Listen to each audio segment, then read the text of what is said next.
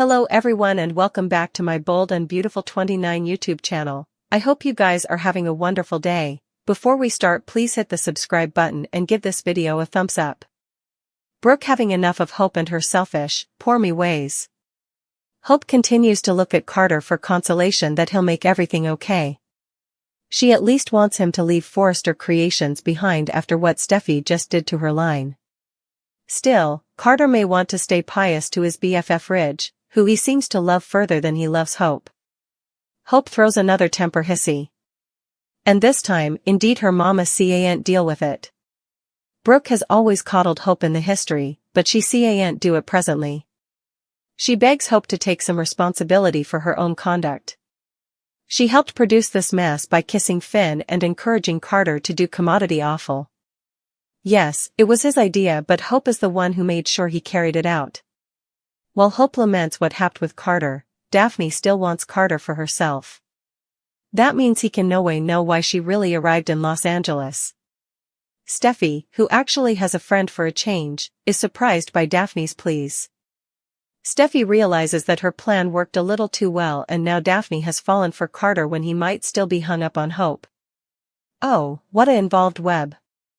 Over at Il Giordano, Luna is settling in relatively well as the proprietor's granddaughter. Who cares if she killed two men right there? She's sorry about that now and that's all that counts. Either, she was raised by a flighty single mama and didn't know who her father was, so that defenses her being a periodical killer. Luna now has her eyes on Will. When she sees him at the eatery, she can't help but flirt as she's sure she has eventually set up the right youthful man. Will might want to take an alternate look at his pater's pet design. Steffi might soon find herself lamenting the limits she pushed with Hope. Hope, her contender, could be poised to make a move on Finn. Finn had preliminarily dismissed Hope's attempts at flirting and rejected the kiss she impulsively gave him while enraptured. Although Hope came to realize that her conduct were deceived, it doesn't mean she'll fully abandon her passions for Finn. This is particularly applicable now that her relationship with Carter is unraveling. With Carter likely to prioritize his fidelity to Forrester Creations over his commitment to Hope, it could be the final blow to their relationship. As Hope finds herself single again, she may be on the lookout for a new romantic interest in the coming months. After all, it's well known that Hope infrequently stays single for long. With Steffi having disregarded the agreement Carter established and pushed Hope out of the company, it's only natural for Hope to seek retaliation. She may feel justified in her pursuit of Finn, reigniting her sweats to win him back. This time, the circumstances might actually play to Hope's advantage, especially as Finn is presently entangled in connubial fermentation. The maternity of Luna Nozawa could spell trouble for Finn and Steffi's relationship, particularly if he chooses to defy his woman's wishes and attempt connection with his son. Also, with Steffi awaiting a baby in real life, Steffi may find herself heading to Europe for motherliness leave. Steffi may bear some space from Finn, and this could present the perfect occasion for Hope to make her move. Hope will have several profitable openings to draw Finn nearer to her. One can fluently fantasize Hope offering empathy regarding Finn's involved passions for Luna and his craving to establish a connection with her. As Finn's marriage to Steffi starts to deteriorate, Hope could be there to give solace. That might strengthen the bond between her and Finn, paving the way for a budding love. This situation could have been avoided if Steffi had admired the agreement Carter made with Ridge and Eric. Rather, she sidelined Hope's line and forced her out of the company. Recent spoilers indicate that Hope is determined not to let Steffi have the upper hand, suggesting that a vengeance plan may soon be in the workshop. Will Finn come a crucial player in Hope's scheme?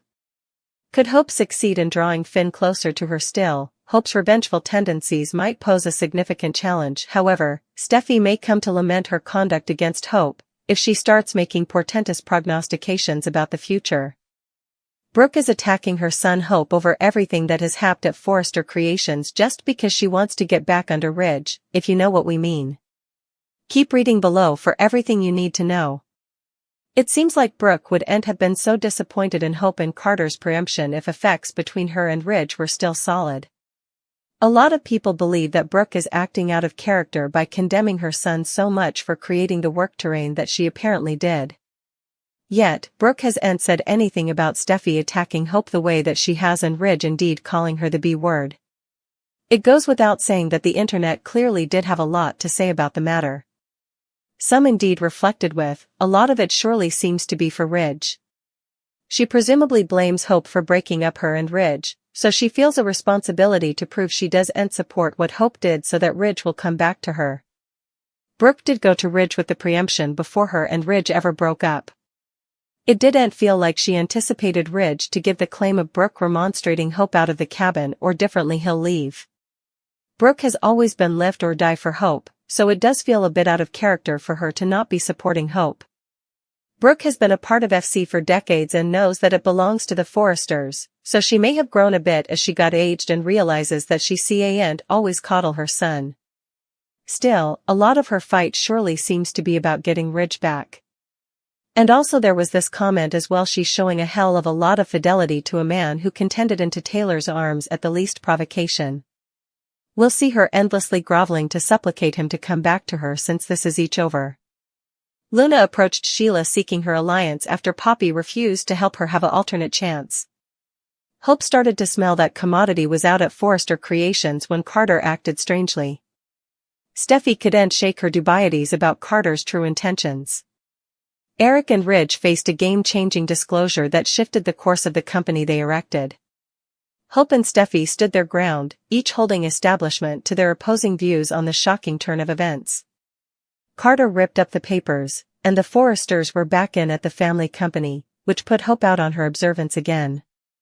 Finn is being bullied by his own woman. That, and he's really not standing up for himself, moreover. Keep reading below for everything you need to know. Easily, both Steffi and Finn are both entitled to their passions. Steffi also has every right to feel shocked over what Luna had done to her in the history. But at the same time, it seems like Steffi is fully controlling Finn's conduct and telling him what to do, what to say, and indeed how to feel about his natural son, Luna. And for some BMB suckers, they've just had enough of her jest. It goes without saying that the internet clearly did have a lot to say about the matter. Some have indeed reflected with, she's so entitled. How is she gonna not talk to Luna like that? Finn needs to be a man. How could he treat his son that way? Yes, she's bad news, but dang. Steffi is similar a bully. Another addict of the show wrote, Steffi saying Finn this or Finn that's enough controlling. She needs to let him decide how he feels and what he wants to do. But she does have the right to say that if he chooses to have a relationship with his son, she'll not be around. And also there was this comment as well, I do and condemn Steffi for how she feels. Luna cured her, abducted her, locked her in a pen, teased her, and had every intention of letting her bones by either dehumidification, starvation, or erecting obliteration. I would not want that person anywhere near my family. But speaking for Finn, rather of giving him a nanosecond to reuse effects and speak for himself, that is annoying, I'll give you that. Eric and Ridge explained to Steffi they made a pledge to Carter that he, along with Hope and Brook, could stay at Forrester Creations. Steffi pushes back saying they did not put anything on paper. They must go hard on all of them, especially Hope, this narrative is frustrating. Ridge and Eric contend they made Carter a pledge about keeping Hope for the future. As Steffi is about to protest, Carter, Brook and Hope walk in. Brook notes how awful it's to see Ridge and Eric back in the Forrester services where they belong.